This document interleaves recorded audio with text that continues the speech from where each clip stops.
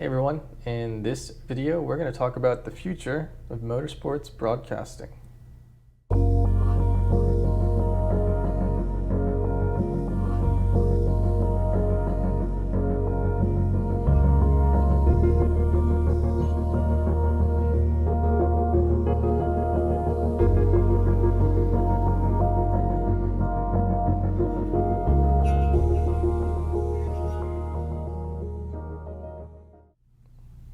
Alright, so I'm going to start up front with a disclaimer quickly.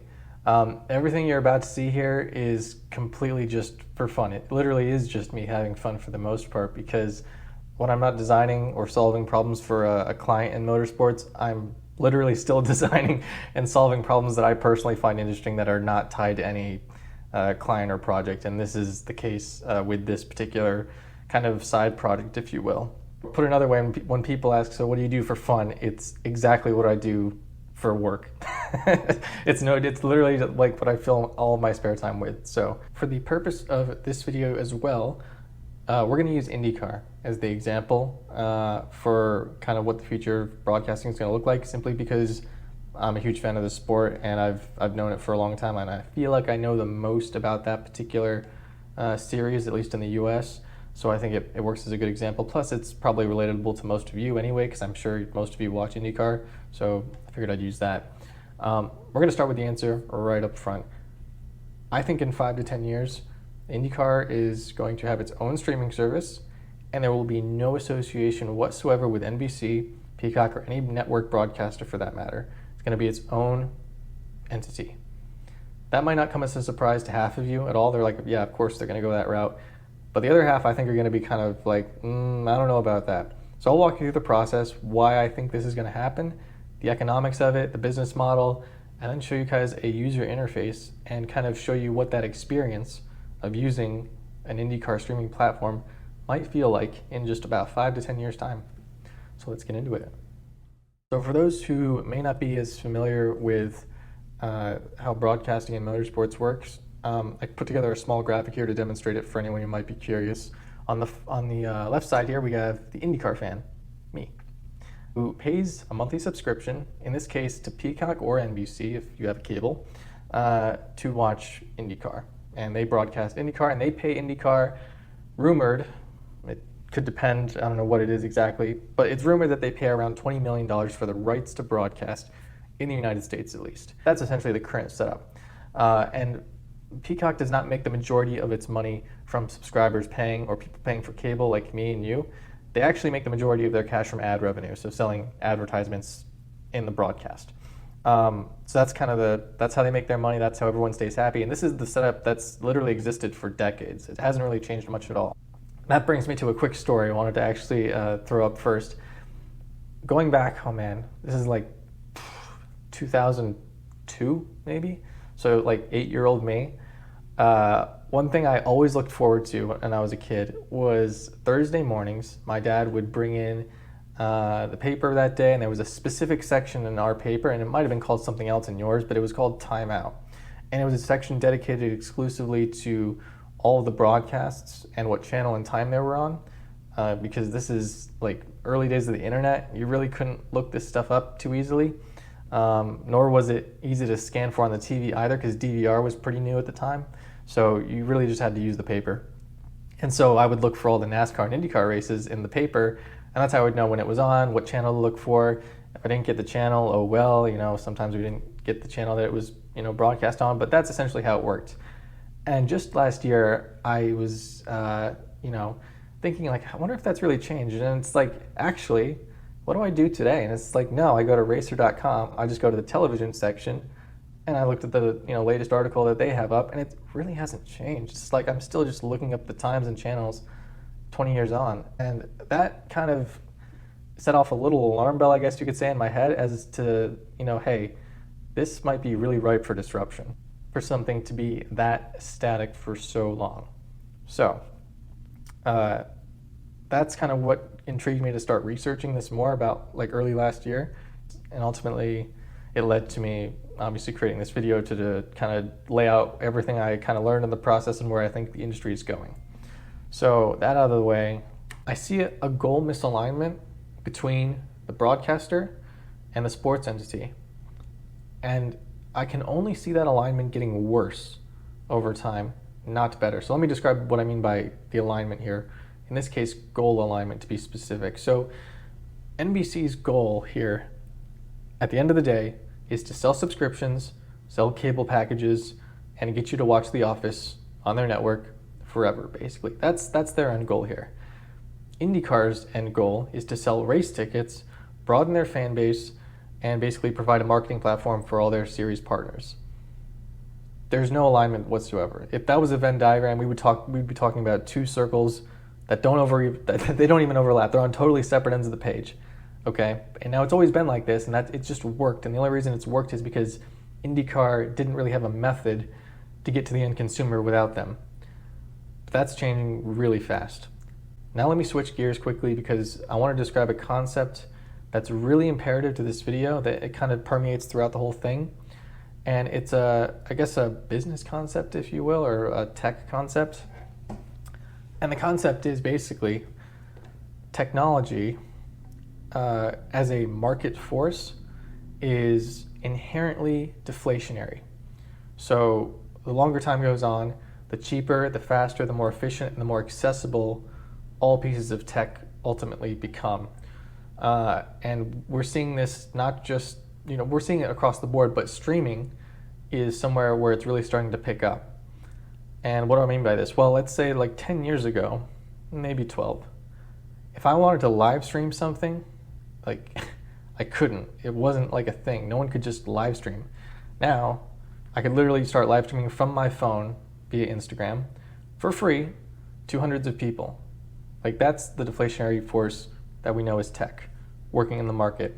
And it's just a matter of time before that same force scales up to be accessible by a sports entity. So what we just described here, this model is a pretty typical broadcast model for any sports. This is how it works in almost all cases I can think of. But of course, my prediction is that IndyCar is going to have its own streaming platform. And you might be thinking, well, where am I getting the idea that this might happen? It's already happening in multiple places, and I think people maybe just aren't aware of it. So the first and most obvious example, and one that I personally pay for, that I absolutely love, is F1 TV Pro. I am a user of F1 TV Pro. I pay $80 a year, and it's the best $80 like you could ever spend if you're an F1 fan. And if you haven't used it yet, the broadcast experience through F1 TV Pro, which is F1 selling their broadcast direct to consumer, also known as an OTT model, over the top, is just so much better in every aspect compared to the regular TV broadcast for so many reasons. First of all, the fact that you can jump from car to car, in-car camera, at any point you want, and also listen to their radio live, like when you're in their car, pit wall to driver, is such a cool feature. Like, sometimes you're like watching the broadcast and you see something in the race, like maybe like off in the background, and the broadcast doesn't pick up on it. So you just jump into their car, and you can sometimes catch stuff before the actual broadcast catches it through the in-car camera and their radio, which is really cool. So you're almost ahead of the actual broadcast in some sense. And then other options it has is like F1 has its own commentary crew that's totally separate from Sky Sports and Crofty and those guys. So if you're tired of hearing Crofty, you can just switch over to their broadcast. It is just far superior to any broadcast I've ever experienced. Highly recommend it. And if there's one thing if there's one thing I've learned just being kind of in the design and tech industry, it's never bet against technology. If someone provides a better user experience that just far surpasses everyone else, it's only a matter of time before that experience becomes cheap enough and the opportunity cost gets low enough to where all of the competitors can basically jump on the same bandwagon and ditch their intermediaries. That's what I think is about to happen. So let's dive into the pros of the OTT model. So the first pro is it allows the series to broadcast on their terms, no more contract negotiations. Second pro, this is a really important one, is that the series owns 100% of its fans' attention. I can't stress how important that is. When the series actually legitimately connects directly to the fan base, there's no intermediaries. They have full control over what they show the fans, how they show it, how they interact with it. I can't understate the value of that moving forward. On that same note, it will also allow IndyCar to offer partners and sponsors way more valuable integrated activation options with the series, because now there's no, NBC is not acting as sort of the channel, if you will, in this case. It is solely through IndyCar, and there's so much more as far as tailoring the content that you can do when you own the platform, like from start to finish, versus having someone in the middle. That's just the tip of the iceberg. I could probably list a ton more bullet points out here on this, but that's just to give you a quick idea. The last benefit of the OTT model, and it's one that's been a massive pet peeve of mine since like I first started watching sports, and that is when, let's say we're watching NBC and there's a football game on and you're waiting for the race and the football goes into overtime and you just gotta wait and sit there and you miss the start of the race because football's running long. Not a problem with OTT. Or the opposite issue where you're coming to the end of the race and they're like, we're gonna move this program over to our sister network, and it's like USA and you don't even get USA, and you're like, crap, so now I just can't watch the end of the race. So yeah, no more Heidi Bull situations, right? None of that with the OTT model. So let's dive in a little bit further to the economics, because these are some quotes I wanted to pull from some articles. The first one is from Forbes, and this is from 2019 when F1 TV Pro just started out. F1 TV Pro came at a significant cost to develop and led F1 to losing revenue. The American broadcaster NBC said no to a $40 million offer to screen F1 for 7 years. That is a 7-year contract, because they didn't want to compete with F1 TV Pro in the United States, which kind of makes sense. Like, why would you want to pay $40 million to a company that's also going to stream its own service direct to consumer? Why would you want to compete with that, right? And so, of course, they turned the deal down. They went to ESPN and they were like, hey, you want it for free? And so that's how we got, basically an ad-free event here in the US. That's kind of the crux of this whole thing. It's actually so bad in some areas that you can't even get F1 TV Pro in the United Kingdom, the home of F1, because Sky Sports was like, no, we don't want you competing with us in the United Kingdom. So there's clearly a conflict here, but eventually, F1 TV Pro wouldn't be doing this if the long-term bet was, we're not going to use broadcasters in the future, or traditional broadcast, I should say. It's a long-term bet on their part. So, the part you've probably been waiting for, what's this experience going to feel like? So, let's see. We're going to use Apple TV. I think that's what most of us are going to have in about 5 years, is some sort of like box to your TV, like Roku or Apple TV or something like that. So we got the IndyCar app here. We're going to jump on in. There's essentially a 3-tiered offering here. On the low end of the spectrum, it's actually free, also known as like a freemium model. Here's how it's paid for though, because obviously it might be free, but it's not really free. The free version is all practice, qualifying, and racing, live streamed, as you would expect, which is more than what cable currently offers, I should mention. Includes Indy Lights, because why not? They're part of the same series nowadays, since Anderson sold them, I believe. But here's the kicker. Personalized in-race advertisements. What do I mean by that? So in the same way that YouTube serves you ads that only you see, the same ads that you see on YouTube are not the same ads that your friend sees or your family. It's all personalized. Essentially, it's going to be an ad revenue split for anyone who watches it for free between IndyCar and whatever they're watching it through. That's how that's going to work. It's not going to be the biggest source of income, I don't think. I could be totally wrong on this. I think most people are going to pay for the premium option, which is the mid-tier. But that's essentially how you're going to keep the older fans happy without sacrificing, making them cut the cord or anything like that, or switch to any sort of streaming platform that they don't care to be a part of. You can still watch it for free. Just download the app. There you go. You can even watch it on your TV. The premium option is sort of your mid-tier option, so it's all the same things as standard. The one difference, or the two differences I should say, are limited advertising. I can't even speak. The only difference is limited advertisements from IndyCar partners. So very similar to what we currently have in a typical broadcast. Like, they're not targeted ads, they're just series partners advertising. All of those ads would also just be in what we know as side-by-side, which is where you can still watch the race on the left side or the right side, and the ad plays on the left. More on that in a second when we get into the UI. But it's only limited. I would imagine maybe only 5 breaks max throughout an entire race, which is way less than they currently run, which will be, that'd be nice. I'd prefer that. There's just too many ads right now. And the other additional offering is exclusive pre and post race coverage with the premium package. That's $5 a month or $45 a year. I think that's fair. Then the Pro plan, which is what I would personally get if this was a thing. All the same stuff, no advertisements whatsoever, and still the exclusive post-race coverage as well for $70 a year.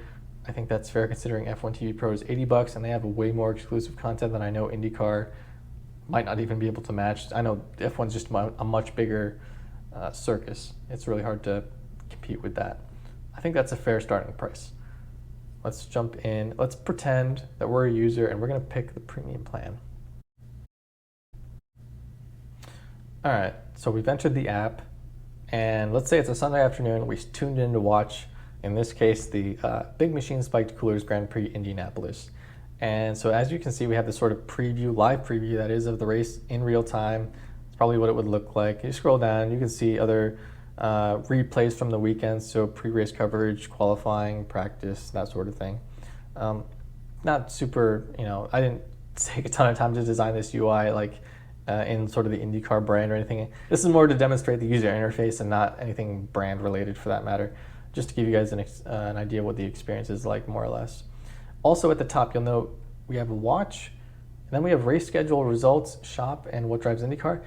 I have a feeling that the interface on your TV or your smart TV is going to function kind of like a website almost. There's going to be a lot of overlap between the website you see on your computer and the interface you use on the television, only because the kind of barrier to have features from in both places isn't that high at all. In fact, it's pretty low. So no reason you couldn't kind of allow people to, see, there's no reason you couldn't allow people to see things like the race schedule, those standings, or anything like that in real time from the actual streaming interface. So why not? Shop, also you can of course integrate the shopping feature into the television.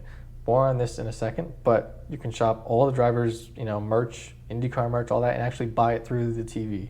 That's already a thing. So why not integrate that as well? What drives IndyCar would be a spot dedicated strictly to the partners of IndyCar, and probably a bunch of content creation around their brands and what they bring to the sport. So I think that's kind of how the menu would function. But let's jump into a race. So we got this race, previewing here. What would it look like if we jumped in? So we press watch now. We got our little, leaderboard here. This is just a very minimalistic take on sort of the driver's standing board. Let's say an ad pops up though. This is what it might look like on the premium version. So we still have side by side. We got our top three, but then here's the interesting part. We have this mission commercial playing now. We're also stuck in the onboard temporarily of the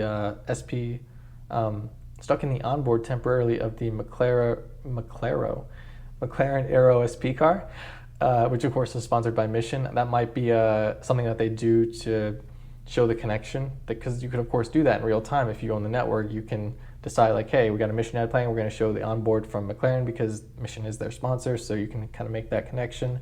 You can see sort of the ad play, you can see the bar here beneath it to show how far along the ad is, but most importantly, you have a Shop Now button.